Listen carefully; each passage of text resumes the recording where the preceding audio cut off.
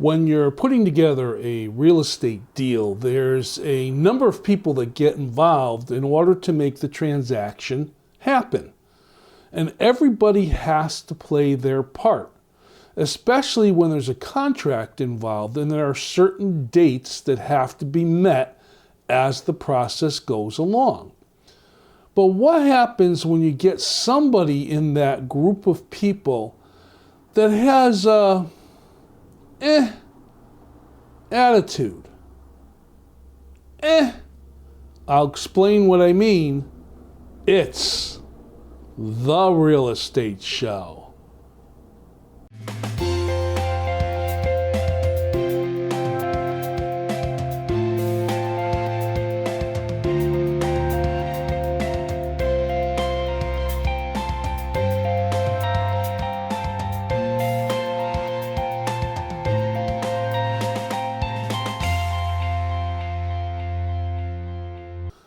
Welcome to the Real Estate Show. My name is Rick Naples. I am the owner-broker of Zone Realty LLC. You zone your home.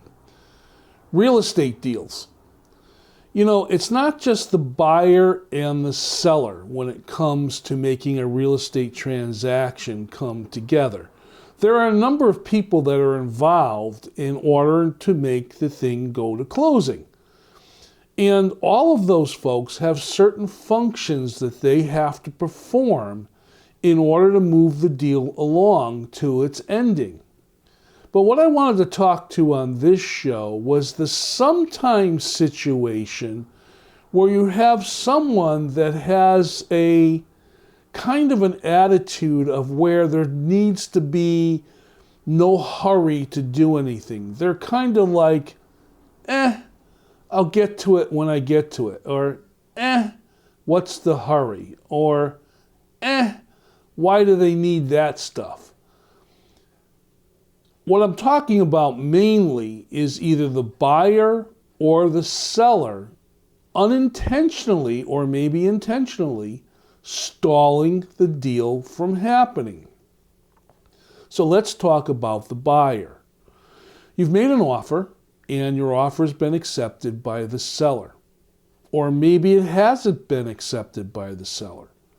Maybe you've made an offer and the seller has not gotten back to you. And you're wondering what's going on. Is the seller not interested? Is the seller looking at other offers? What's happening? This is why realtors try to stay in touch with each other, the one representing the buyer and the one representing the seller, to kind of let each other know what's going on as the transaction is moving along. So let's say I'm a seller and I get an offer from a buyer, but I have maybe a few more showings that are going to happen on my house. And I kind of want to stall to see whether or not I'll get a better offer. You need to disclose that right up front through your agent so that the buyer knows. And we in our business have something that's called highest and best. So when there's a situation of where a seller knows there's a few more showings, has an offer to consider, but wants to wait for those showings to go by to see whether or not a better offer comes in, the listing agent has to notify everyone of a certain date and a cutoff for everyone to have their offers in the house as highest and best they're going to do, and the seller will make a decision. So in other words, it's one way of having an ending so that you don't have this, let's wait and see what happens type thing happen between the buyer and the possible seller. The other way that an attitude happens is when the buyer is requested to put together certain information for the mortgage officer. In other words, let's say the mortgage officer says, in order to continue with the underwriting of this mortgage, we need an up-to-date bank statement. Or we need a more current pay stub, or we need a bank statement that shows you have the funds on deposit in order to meet what's needed for a closing. And the buyer says, well, I'll get it. I'll get it. I'll get to it. I'm waiting for the next statement to come out. I'm too busy right now. I'll get it to you next week. They seem to have no motivation to hurry up and get that paperwork to the mortgage officer so the deal can progress. And you have to remember there are dates that are written into a contract, and those dates have to be met. So when either the seller or the buyer does not follow what they're supposed to do, it can delay everything and cause a deal to unnecessarily fall apart. As I said in the beginning, there are a lot of people that are involved in putting together a real estate transaction, and everyone has to do their part. Now, a lot of these folks work by appointment, and they work on a time schedule, so things fall in place when they're supposed to. But when it comes to buyers and sellers, sometimes they just don't respect the dates, and that can be a big issue. Let's take a look at this presentation of all the different people that are involved when you're doing a real estate deal.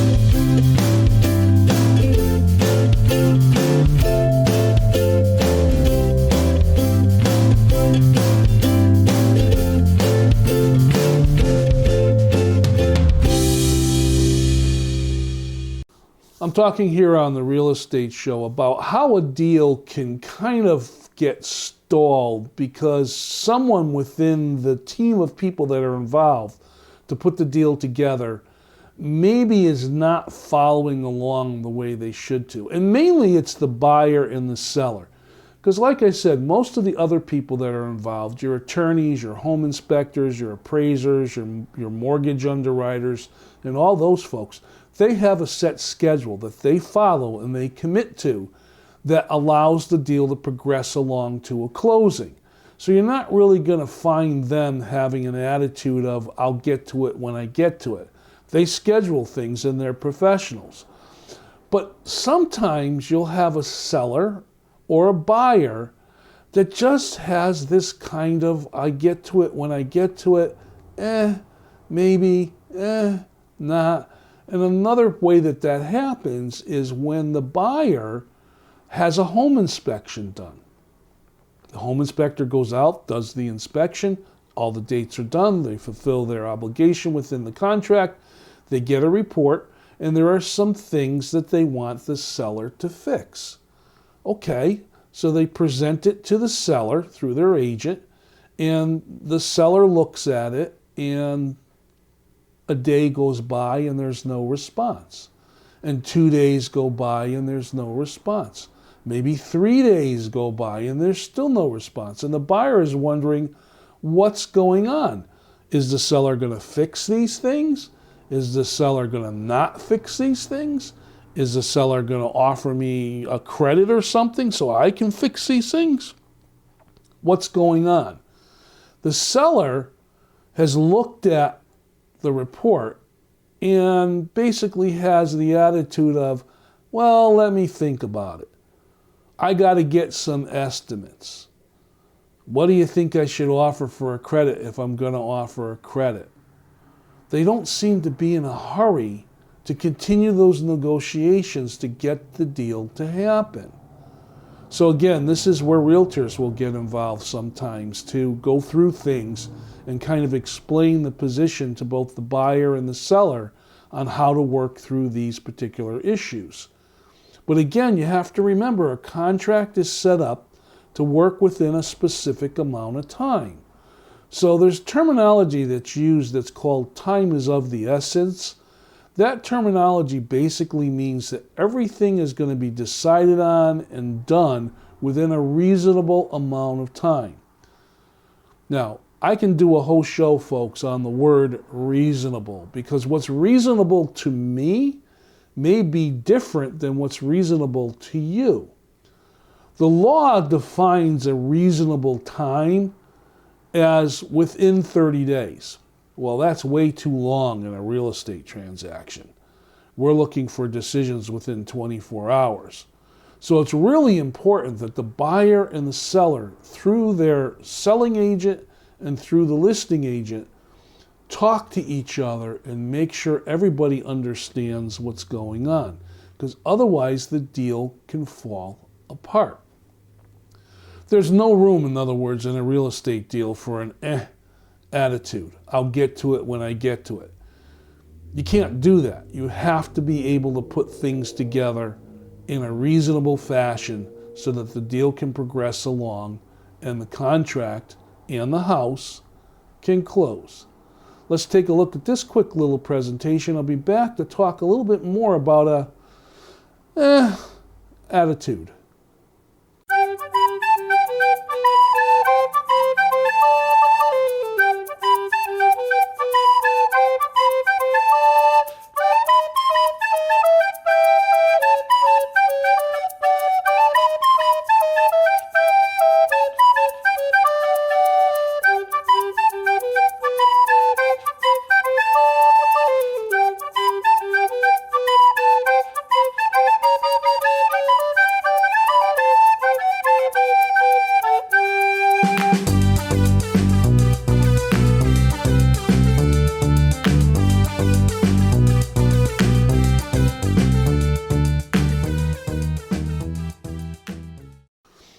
I've been in this business a number of years, and sometimes I've run into situations where a house comes on the market and it's a seller who really doesn't have their heart in the idea of selling their home. Basically what they've done is they've thrown it on the market to see what they can get.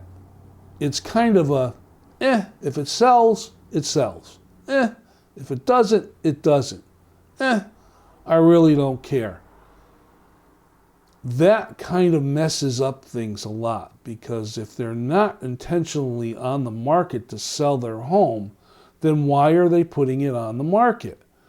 Well, this sometimes is because they read things in the newspaper, they hear things on the news, they talk to friends, and they hear that in this period of market, right now we're in 2021 towards the end of the year, with everything that's happened with the COVID situation, that there's so few inventory on the market that if you put your house up for sale now, all the buyers out there that are anxious to buy a house will start a frenzy, and they'll start bidding on your house way over what your asking price is. In other words, there's a chance for you to sell your home and make a boatload of money on it. That's the wrong motivation for selling a home. It is true There have been situations where buyers have come out and competed to purchase a home, and we've seen homes purchased for over the asking price. But again, you have to remember, whether you get over asking price or your asking price or something that's reasonable near your price, your house is selling. So because your house is sold, you again are committed to follow certain things as you go through the real estate transaction. In other words, you can't drag your feet. So you don't want to do the motivation of, if it sells, it sells. If it doesn't, no big deal. That's just the wrong way of doing it, folks. When it comes to a buyer, buyers also sometimes have the kind of attitude that, well, I'm thinking of buying a house. I've gone through the steps of getting pre-approved, and now I think I'll go look at some houses. They hire a realtor, and they go out and they look at a house. Doesn't fit what they're looking for. And they go out and they look at another house. Doesn't fit what they're looking for. And they look at another, and another, and maybe another. All of a sudden, they're up to maybe looking at 10 different houses. The realtor that's working with them is kind of thinking to themselves, what's happening with this buyer? Do they really want to purchase a house, or what is kind of going along? The buyer may have if I find one, I find one. If I don't, no big deal kind of thought or attitude. This, of course, doesn't work out when it comes to real estate. The buyer needs to have the intentional fact of wanting to purchase a home. And this is why a lot of buyer's agents will invite their buyer into the office, sit them down, and discuss with them what it is they want in a home, and come up together with a realistic list. Now, what I mean by a list is the buyer decides, I need this many bedrooms, I would like this many bathrooms, I would like this kind of garage, this kind of yard, and this kind of area, all those different things. But they also talk about the flexibility. In other words, if you found a 3-bedroom, 2 full bath house without a garage, would you take that as opposed to a 3-bedroom, 1-bathroom house with a single car garage? In other words, are you willing to sacrifice the garage to have that extra bathroom? Or, will you look in the towns around the town that you're targeting in? Or is it a matter to you whether or not a basement is finished or not? So you kind of go through what I call a wants and a needs list. And this is where you list all the different things that you're looking for and all the other alternate of things that you might look for. But you basically have a core setup of what your specific needs are. Now, the reason why I mention that whole exercise, folks, is this way your buyer's agent, the agent that's representing you to buy a home, can help you target homes to look at that fit what you're looking for. So you're not wasting a lot of time going out there looking at houses that just don't work for you. They have the wrong floor plan. They don't have enough bedrooms. Maybe you're in the wrong area. So you can get rid of that, if I find one, I find one. I really don't have any motivation to work any faster type attitude. Let's take a look at this quick little presentation, and I'll be back with a final word on this phenomenon.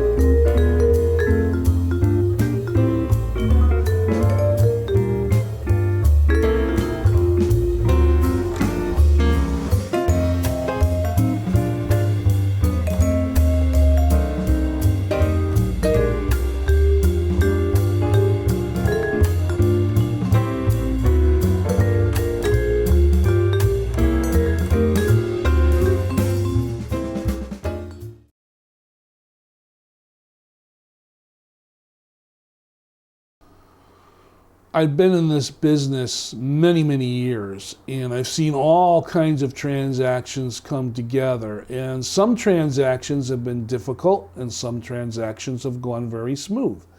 It's just what happens, folks, when you're putting together a real estate transaction. There's so many different pieces that have to fall in place in order to get to that closing. And everyone that's involved has to have that motivation or that agreement to follow what they're supposed to be doing. You get a pre-approval letter. Now you have your dollar amount to go shopping. You now go shopping in that price range, but you use that pre-approval letter as your benchmark. In other words, if you're pre-approved up to $250,000, you're not going to go out and look at $300,000-$400,000 houses unless you have a wheelbarrow full of money somewhere to make up the difference. You're going to stay within your price range. When you do find a house and the seller does accept the offer, you're then going to follow the contract dates to get things done. And if it gets all the way through to where it's into underwriting for that final clear to close, as I've mentioned on other shows, and an underwriter through the mortgage officer says, I need an updated piece of information, get that updated piece of information to them as fast as you possibly can. I once talked a long time ago here on the Real Estate Show about the shoebox technique. Well, shoeboxes are pretty much far and few in between nowadays since we buy a lot of stuff online. But the idea was to save the box, and in the box put all your current financial information. So if something is needed, you constantly have updated information to you or there at your handy grip. Now everything's online, so you usually can find it within seconds and print it out or fax it or email it or scan it or whatever and get it to the party that you need to get to it. But you want to make sure you follow those contract dates. When everybody does what they're supposed to do and you avoid that kind of attitude, you find a transaction will come together, you'll close on your home, and you'll soon be enjoying that new house. My name is Rick Naples, and this has been The Real Estate Show. Thank you very much for watching. See you next time.